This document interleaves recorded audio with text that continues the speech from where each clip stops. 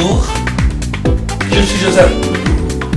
Je vous donne rendez-vous sur Télé 77 Mandembo avec les rendez-vous de Joseph Koulou. Un tour d'horizon, l'actualité socio-culturelle en France, en Afrique et dans le monde.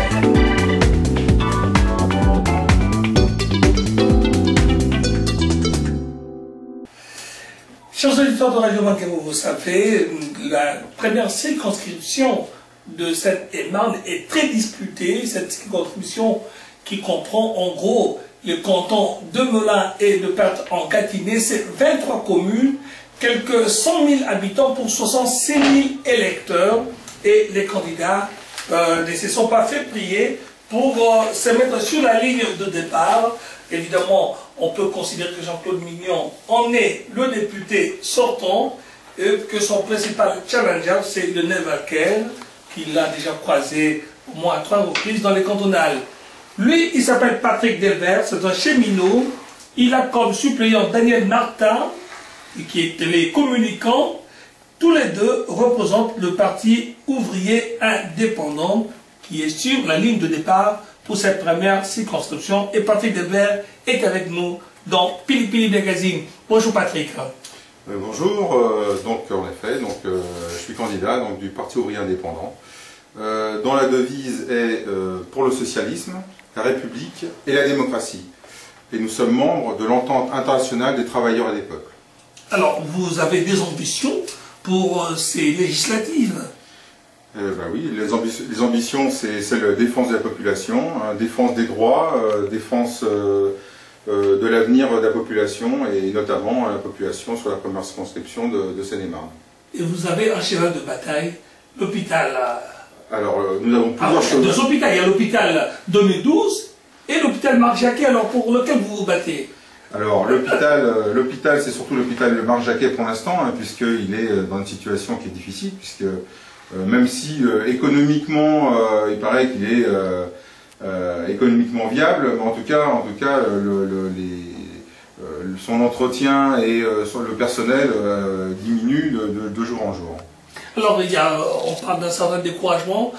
Paraît-il que le Marc Jacquet, qui représente le public, a été défavorisé dans une entente qui a été mise en place, qui devrait permettre au privé de travailler avec le public. Oui, alors voilà, les partenariats public-privé, ce qu'on appelle les PPP. Alors PPP, c'est vraiment une arnaque qui est fabriquée pour que les financiers puissent faire de l'argent sur le dos de la population, puisque c'est les impôts qui, de toute façon, à la fin, vont... Exactement. Mais les PPP, c'est pour les hôpitaux, par exemple, l'hôpital qui est tristement célèbre, qui a été fabriqué l'année dernière, c'est l'hôpital de Corbeil. L'hôpital Corbeil, c'est sud-francilien. Sud-francilien, 1,2 milliard qui va être payé au fur et à mesure pendant 30 ou 40 ans. 1,2 milliard alors que ça fait 50% de dépassement par rapport à ce qui était prévu si ça avait été un marché public. 50% de dépassement et 8000 malfaçons, puisque... et on est toujours en train de rectifier ces malfaçons, donc il n'y a pas de... Ils ne sont pas pénalisés, ceux qui ont construit cet hôpital? Alors, les gens qui vont être pénalisés, c'est surtout ceux qui vont payer à la fin, c'est-à-dire les contribuables. Et ça explique pourquoi vous vous engagez dans ce combat? Oui, totalement, oui. C'était aussi prévu à Melun, puisqu'à Melun, d'ailleurs les candidats de droite comme de gauche se disent favorables à cet hôpital PPP. Et bien nous, non, les PPP, on sait très bien, et c'est partout pareil, dans tous les domaines. Moi je suis cheminot et je sais aussi que le PPP dans les lignes nouvelles, c'est exactement pareil, c'est pour faire payer les clients à la fin, donc les usagers et donc ça, on n'en veut pas. Parti ouvrier indépendant, dans la réalité, c'est quoi? Alors, Parti ouvrier indépendant, vous le verrez certainement pas dans les médias.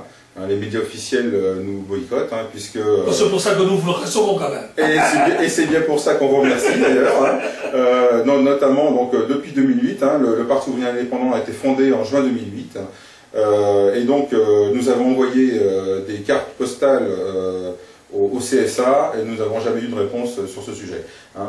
On a aussi envoyé des communiqués pour ma candidature, par exemple. Hein. Nous sommes 3 candidats en Seine-et-Marne, hein, sur la première, troisième et quatrième circonscription, et il y a eu une seule parution sur une seule circonscription dans un journal. Voilà. Bon, la République a quand même parlé de vous. Un petit peu, mais évidemment pas à la hauteur de l'enjeu. En tout cas, l'enjeu est important et vous insistez pour, parce que n'oublions pas quand même, nous sommes dans la grande couronne, beaucoup d'ouvriers qui doivent se rendre dans les bassins de l'emploi, qui ne sont pas tous à côté de nous. Et là, les quelques peu d'emplois qu'il y a chez nous, eh bien, c'est en cours de fermeture. Oui, en effet, les deux dernières entreprises, grosses entreprises qui ont fermé ou qui sont en train de fermer, c'est par exemple PSA, Melun-Sénard. Il y avait 900 emplois qui sont réduits à néant.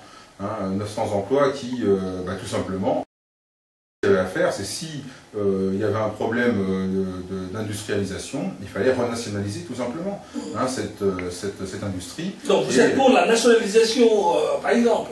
Grand Puy à côté, la raffinerie, vous voulez qu'on la nationalise? Oui, bien sûr. S'il y a un problème, s'il y a un problème dans une entreprise, quelle qu'elle soit, hein, il y a aussi Prevent Glass à Nemours, c'est exactement pareil. Hein, on a alors là, c'est pour les voitures aussi, hein, puisqu'ils sont sous-traitants de Donc c'est pareil. Hein, dès qu'il y a quelque chose qui ne va pas, au lieu de financer à chaque fois, alors bon, souvent c'est les régions qui, en général, vont payer les implantations d'entreprises sur ces lieux-là. Et puis, dès qu'ils ont fini de faire l'argent, les entreprises s'en vont ailleurs. Dès qu'ils ont fini de prendre toutes les subventions. Exactement, mais c'est pareil dans tous les domaines. Hein. Je crois bien que même si on parle aussi des supermarchés, etc., ils sont souvent exonérés d'impôts. Et dès que les impôts commencent à arriver, ils changent d'enseigne. En tout cas, Patrick Delvert est notre invité. C'est le candidat du Parti ouvrier indépendant sur la première circonscription de Seine-et-Marne, canton de Melun et de Perthes.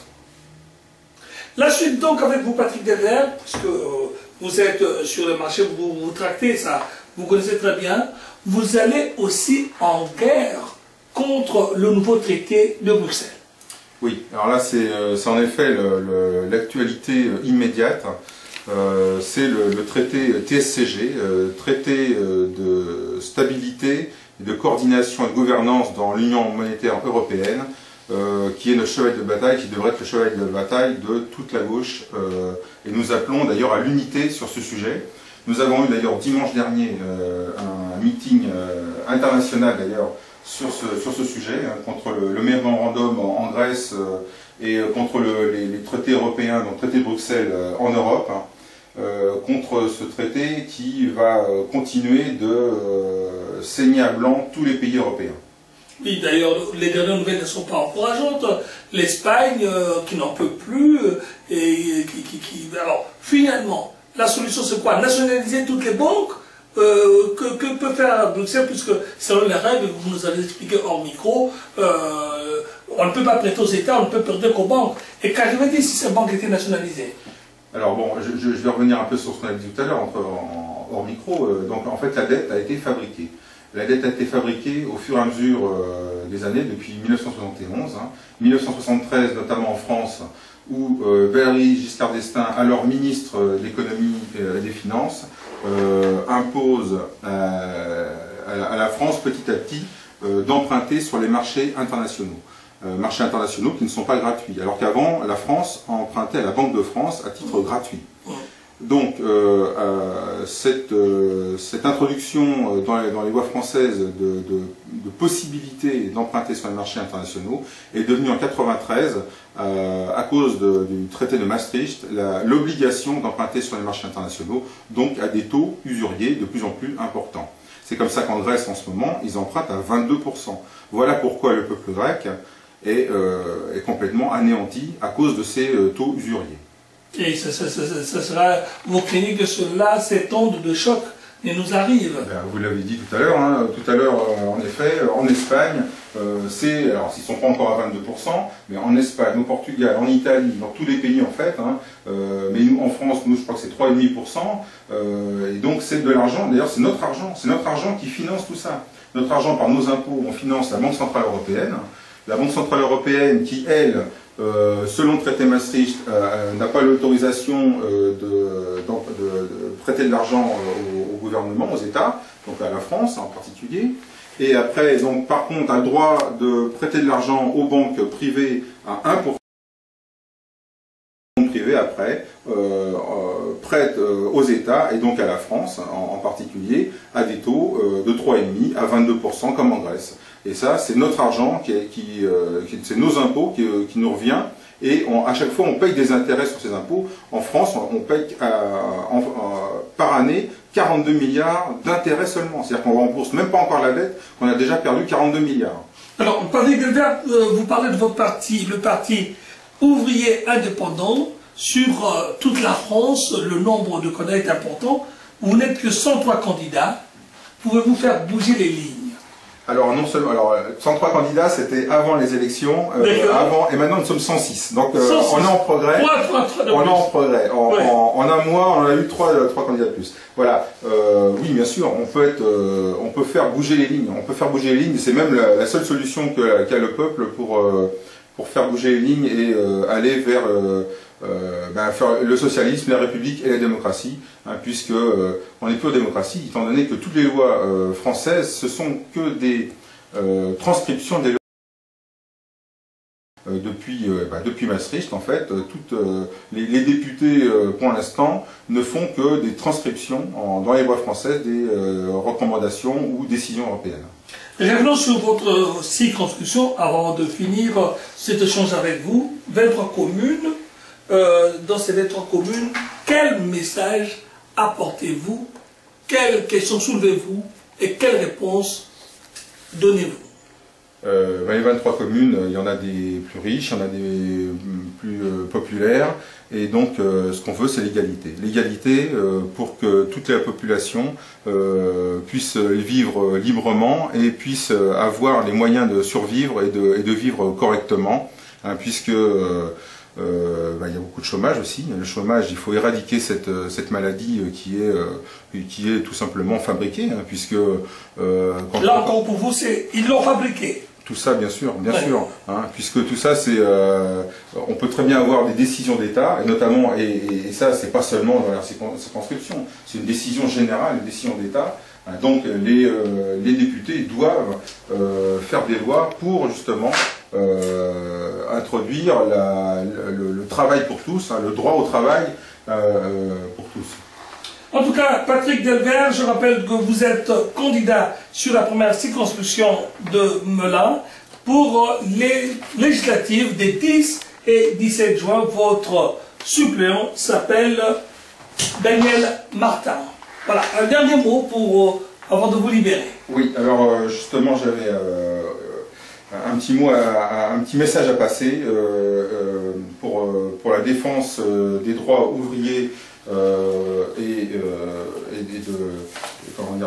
contre la répression antisyndicale en Guadeloupe. Elie Demota, secrétaire général de l'Union générale des travailleurs de Guadeloupe, l'UGTG, viendra en meeting à Paris, à la grande salle de la Bourse du Travail, mercredi 13 juin à 18 h. En ce moment, la répression antisyndicale en Guadeloupe est inadmissible.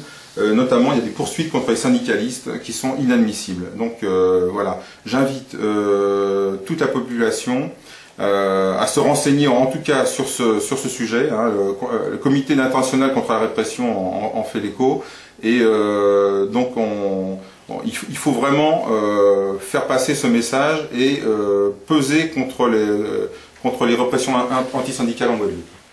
Alors voilà donc le Parti ouvrier indépendant qui est présent sur la première circonscription, première, troisième et quatrième, c'est ça en Seine-et-Marne, des 10 et 17 juin. Patrick Delvert, bonne chance à vous et à votre équipe. Peut-être le dernier pour la route. De quel côté vous situez-vous? Extrême gauche, extrême droite, au milieu? Où vous situez le Parti ouvrier indépendant? Le Parti ouvrier indépendant n'est pas à droite, ça c'est sûr. mais n'est pas l'extrême gauche. C'est la vraie gauche, tout simplement. Merci Patrick Delvert, et bonne chance. Merci.